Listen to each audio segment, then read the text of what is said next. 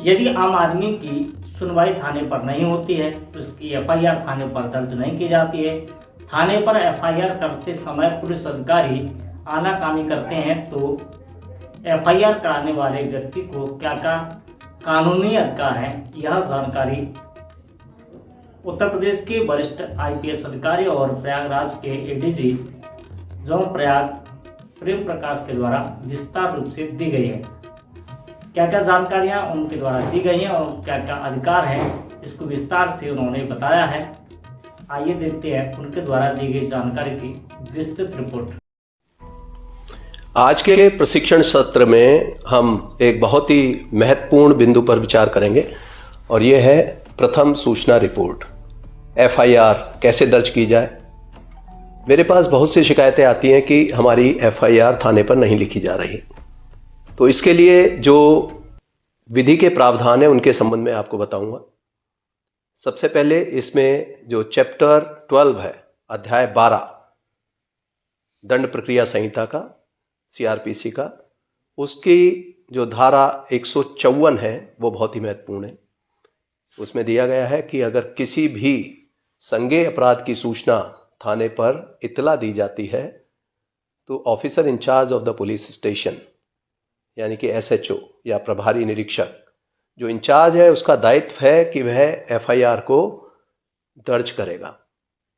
यदि वो ओरली भी दी जाती है यानी कि मौखिक रूप से दी जाती है तो उसको रिड्यूस करेंगे राइटिंग में, लिखित में उसको कराएंगे और उसके बाद पढ़कर सुनाया जाएगा कि एफआईआर में क्या लिखा गया, उसका कंटेंट क्या है। तो इस प्रकार से एफआईआर लिखने का दायित्व एसएचओ का है। कई बार एफआईआर लिखने में आनाकानी की जाती है, कारण बहुत से हैं। जो मैंने अभी तक इसके कारण देखे हैं उसमें सबसे बड़ा कारण आता है भ्रष्टाचार।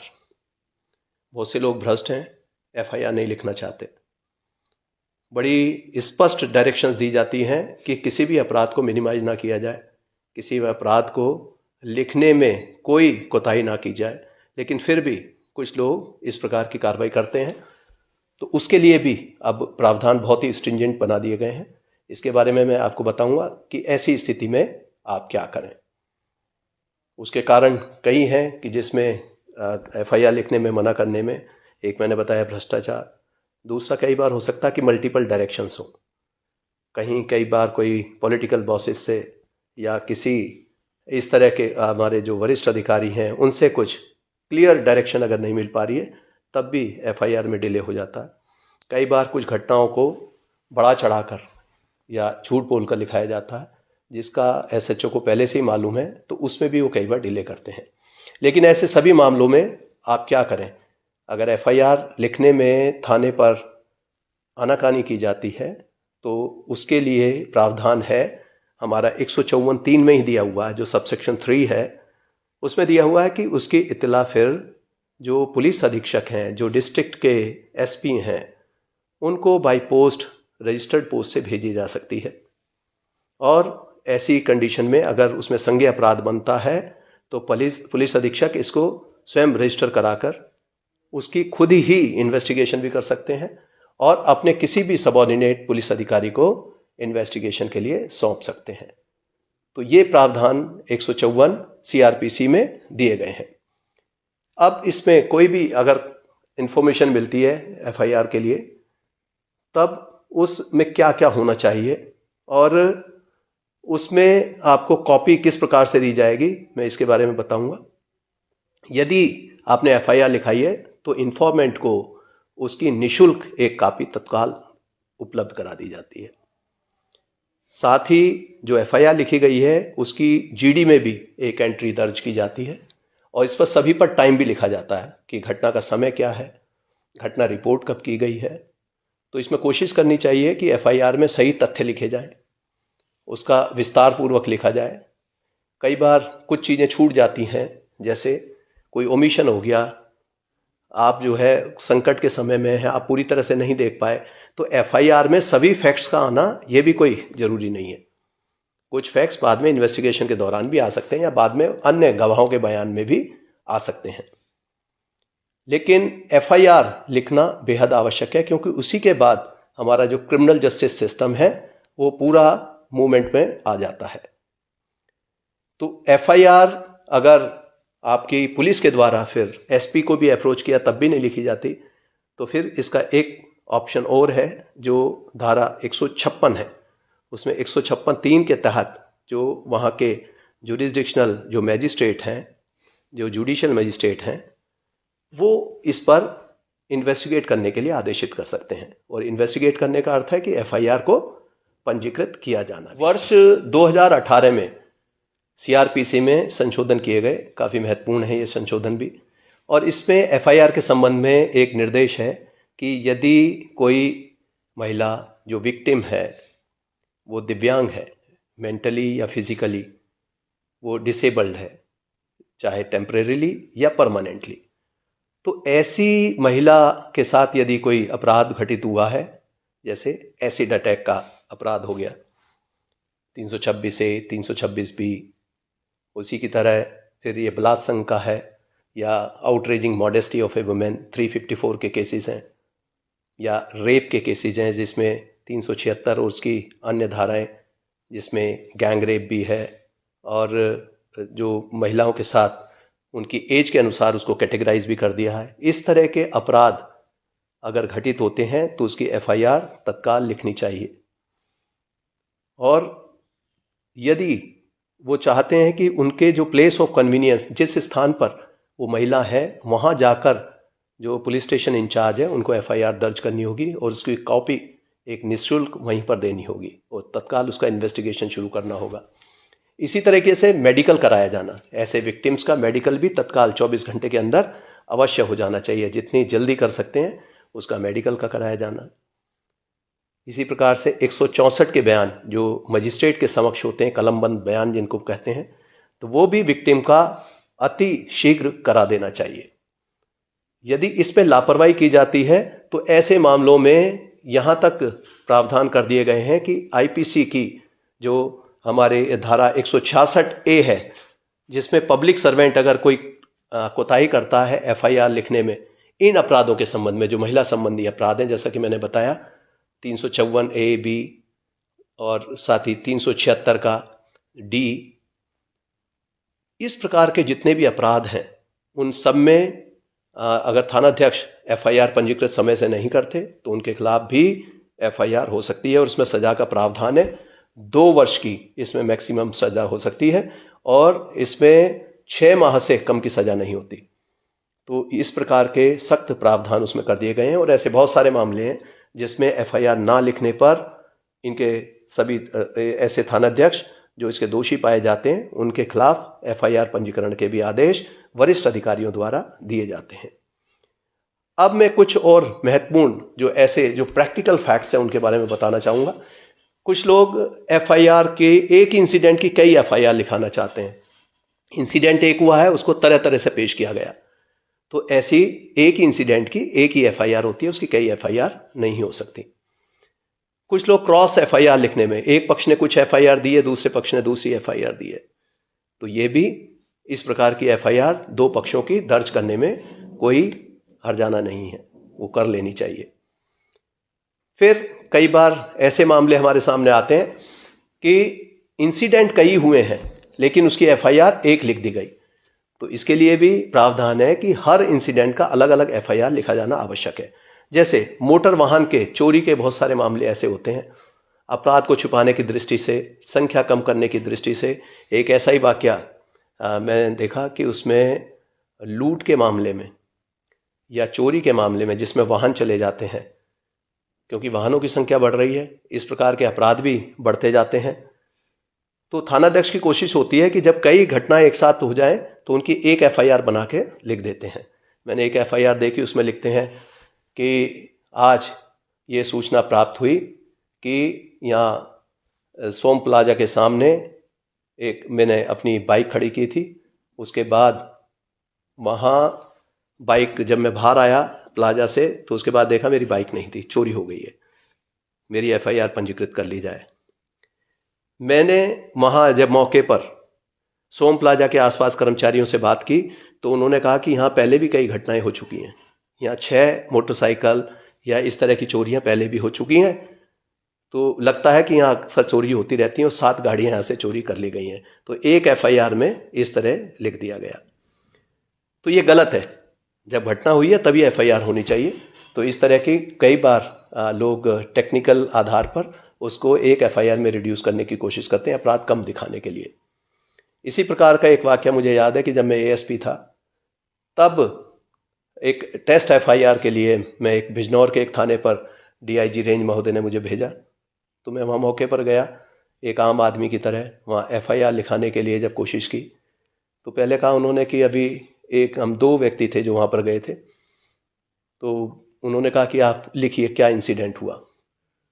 तो मैंने अपने एक साथी को थाने पर छोड़ दिया कि आप इंसिडेंट लिखाइए इसमें, और उन्होंने कहा कि आप चलिए जो घटना हुई है घटना स्थल हमें दिखाइए। उन्होंने गाड़ी में बिठा लिया मुझे पीछे और फिर हम घटना स्थल पर गए।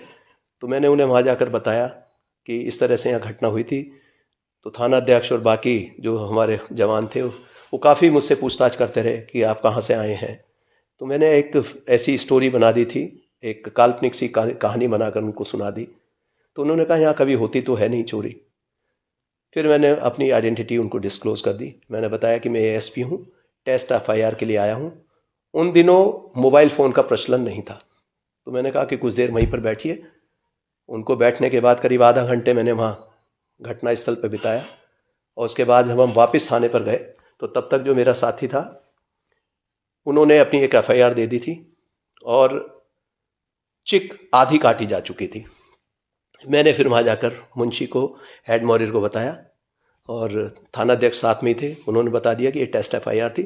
तो वहीं से मैंने कैंसिल कर दिया कि ये टेस्ट FIR है, उसको कट किया। फिर मैंने अपने साथी से पूछा कि क्या क्या आपको देखने में मिला, क्या कमियां मिली FIR लिखने में। तो उसने बताया कि मैंने कहा था कि हमें इस तरह से हम पैसे लेकर आ रहे थे, अपनी बहन के रिश्ते के लिए यहाँ पर आए थे। कुछ पैसे हमने अपनी शर्ट में और कुछ बैग में रखे हुए थे। तो 5 लोग आए, उन्होंने हमारे पैसे छीन लिए और तमंचा दिखाकर भाग गए। तो मैंने कहा कि FIR में तो ये लिखा गया। उन्होंने कहा नहीं, बस ये कटवा कर उन्होंने कह दिया कि ऐसा कीजिए कि भाई साहब आपके पैसे तो पूरे ही बरामद होंगे, लेकिन आप 3 आदमी लिखवा दीजिए इसमें कि 3 आदमी आए। तो इस तरीके से कई बार घटनाओं को छोटा कर उनको कुछ धाराएं बदलकर परिवर्तन कराने की कोशिश करते हैं। तो ये कदापि नहीं करना चाहिए। जैसी घटना हुई है, जैसा रिपोर्ट किया गया, उसकी FIR उसी तरह पंजीकृत कर लेनी चाहिए, और जब विवेचना होती है तो विवेचना में अन्य बिंदुओं को शामिल किया जा सकता है। अब कई बार मेरे पास शिकायतें आती हैं कि थाने पर FIR नहीं हो रही है, क्या किया जाए। अब हमारी उत्तर प्रदेश पुलिस बहुत सारे डिजिटल प्लेटफॉर्म पर है, ट्विटर, फेसबुक, इंस्टाग्राम, तमाम जितने भी हमारे डिजिटल प्लेटफॉर्म है। साथ ही यूपी पुलिस की जो वेबसाइट है uppolice.gov.in, इसमें भी सिटीजन पोर्टल दिया हुआ है। अब बहुत सारे मामले ऐसे हैं जिसमें EFIR कराई जा सकती है, जो नामजद FIR नहीं है। साइबर क्राइम के रिपोर्ट करने के लिए भी साइबर थाने बना दिए गए हैं। अन्य अपराध जो भी IPC के पूर्व से पंजीकृत होते रहे हैं, तो इन सभी अपराधों में अगर अपराध लिखने में आनाकानी करते हैं तो आप उसकी सूचना वरिष्ठ अधिकारियों को जरूर दें। हमारे CUG नंबर उपलब्ध हैं, जैसे मेरा नंबर है 9454400139 945440 तो इस पर जो सूचनाएं आ जाती हैं हम रिकॉर्ड करते हैं और थानाध्यक्ष को या हेड मॉरियर को यहीं से निर्देश देते हैं। यही बात हमने अपने सभी वरिष्ठ अधिकारियों को बताई हुई है, जिसमें CO से लेकर SPs, एडिशनल SP, SSP और IG रेंज, ये सभी इस बात के लिए तत्पर रहते हैं कि यदि कोई घटना हुई है उसकी FIR पंजीकृत हो और उसकी सही कार्रवाई की जाए। FIR में लिखने में कई बार हमारे जो ऐसे कुछ लोग हैं जो इसका संज्ञेय अपराध का और असंज्ञेय अपराध का अर्थ नहीं समझते। संज्ञेय अपराध की FIR लिखी जाती है। कुछ अपराध ऐसे होते हैं जो कॉग्निजेबल हैं। कॉग्निजेबल का अर्थ है कि जिन केसेस में बिना मजिस्ट्रेट की आज्ञा के पुलिस अधिकारी उसको दर्ज कर सकता है, उसमें इन्वेस्टिगेशन कर सकता है, उसमें बिना किसी वारंट के गिरफ्तारी कर सकता है। ये कॉग्निजेबल केसेस हैं, संज्ञेय अपराध जिन्हें कहते हैं। तो इनकी FIR लिखी जाती है। अगर FIR में जो आपकी एप्लीकेशन है उसमें ये कंटेंट बनता है कि वो संज्ञेय अपराध है, तब उसकी FIR लिखी जाएगी। कई छोटे छोटे ऐसे अपराध हैं जो असंज्ञेय अपराध हैं, जैसे 323 आईपीसी का है, या अन्य ऐसे छोटे अपराध जिनमें सजाएं कम हैं। तो ऐसे मामलों में वो नॉन कॉग की श्रेणी में आ जाते हैं, नॉन कॉग्निजेबल ऑफेंसेस को हम उनको कहते हैं। और नॉन कॉग केस में पुलिस को इन्वेस्टिगेट करने की या किसी अपराधी को अरेस्ट करने की पावर नहीं है। यदि उसमें इन्वेस्टिगेशन किया जाना आवश्यक समझते हैं तो उसके लिए उन्हें सक्षम मजिस्ट्रेट से अनुमति प्राप्त करनी होती है, और जब एक बार अनुमति मिल जाती है तो उसके बाद वो इन्वेस्टिगेशन कर सकते हैं।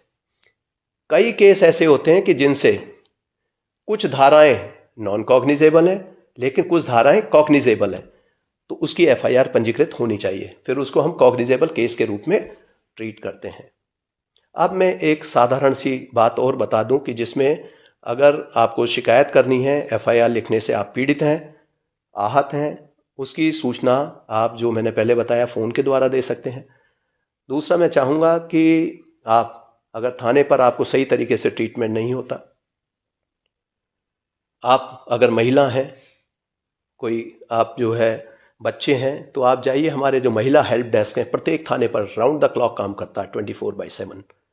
वहाँ जाइए, एफआईआर के लिए अपनी बात बताइए, वहाँ पूरी रिकॉर्डिंग होती है और आपको स्टेशनरी भी मिलेगी, और वहाँ आप अपनी एफआईआर पंजीकृत करा सकते हैं। हमने सभी ऐसे जो हेल्प डेस्क चलाने वाले हमारे पुलिसकर्मी हैं उनको ट्रेन किया है कि वो उनको सॉफ्ट स्किल सिखाई हैं, वो आपकी बात गंभीरता से सुनेंगे और आपकी एफआईआर पंजीकृत कराएंगे। CCTNS जो हमारा सॉफ्टवेयर चलता है जिस पर एफआईआर लिखी जाती है, उसमें आपको कंप्यूटराइज्ड लिखी हुई एफआईआर मिलेगी। कुछ लोग जैसे एप्लीकेशन दी उसको रिसीव करके दे दिया, कुछ रिसीव भी नहीं करते, तो उसमें शिकायतें आती हैं। आपको पता होना चाहिए एफआईआर जब पंजीकरण हो जाएगा तो आपको उसकी कंप्यूटराइज प्रिंटेड एक कॉपी निःशुल्क दी जाएगी। ये इन्फॉर्मेंट को उसमें देने का और उनको ये कॉपी प्राप्त करने का पूरा अधिकार है। तो इस प्रकार से आप एफआईआर इंश्योर कराइए कि आपकी कॉग्निजेबल मामले में एफआईआर हो गई है। अगर नहीं करते तब क्या करें? ऐसे मामले में मैंने बताया हेल्प डेस्क पर जाकर आप सहायता ले सकते हैं, वरिष्ठ अधिकारी से मिल सकते हैं, वहीं से आप फ़ोन कर सकते हैं। एक तरीका और है कि आप जब भी एप्लीकेशन अगर घर से लिख कर ले जा रहे हैं तो डुप्लीकेट में लिख कर लेकर जाइए, और अगर थाने पर आनाकानी करते हैं, आप थाने के बाहर निकल कर जहाँ थाने का बोर्ड लगा है वहीं से आप एक वीडियो शूट कर सकते हैं, फ़ोटो ले सकते हैं ये दिखाने के लिए कि आप थाने पर गए थे, और हमें कंप्लेंट के साथ अगर भेज देंगे तो उसमें ऐसे अधिकारी कर्मचारी जिन्होंने ये लोप किया है उनके खिलाफ कार्रवाई होगी। सोशल मीडिया पर भी आप शिकायत दर्ज करा सकते हैं। वो शिकायतें हमारे जो सोशल मीडिया सेल्स हैं हर एक जनपद में, रेंज में, जोन में और हेडक्वार्टर में, ये लगातार मॉनिटरिंग की जाती है। पब्लिक सेटिस्फेक्शन के लिए हम ये इंश्योर करते हैं कि कोई भी शिकायत आती है उसका संज्ञान लिया जाए और उस पर कार्रवाई की जाए। तो जितनी बातें मैंने ये CRPC के प्रावधान के बारे में बताई है और जो प्रोसीजर बताया है, अगर आप इसको फॉलो करेंगे तो मुझे पूरी आशा है कि आपकी FIR अवश्य लिखी जाएगी। और ये आप समझ लें कि हमारे जो इंस्ट्रक्शंस हैं बड़े स्पष्ट हैं कि किसी भी अपराध को मिनिमाइज ना किया जाए, क्राइम वर्किंग ना की जाए, डाटा ना छुपाया जाए और ट्रांसपेरेंट वर्किंग रखी जाए। तो मुझे पूरी आशा है कि सभी बिल्कुल सही अपराध रिपोर्ट करेंगे, उसके कंटेंट भी सही होंगे, कोई बढ़ा चढ़ा कर या किसी को फर्जी फंसाने के उद्देश्य से FIR नहीं कराएंगे। यदि आपको कोई असुविधा होती है कहीं या हमारे कर्मचारी सहयोग नहीं करते तो ऐसे में इसकी सूचना वरिष्ठ अधिकारियों को अवश्य दें। मेरी आप सबको शुभकामनाएं। जय हिंद।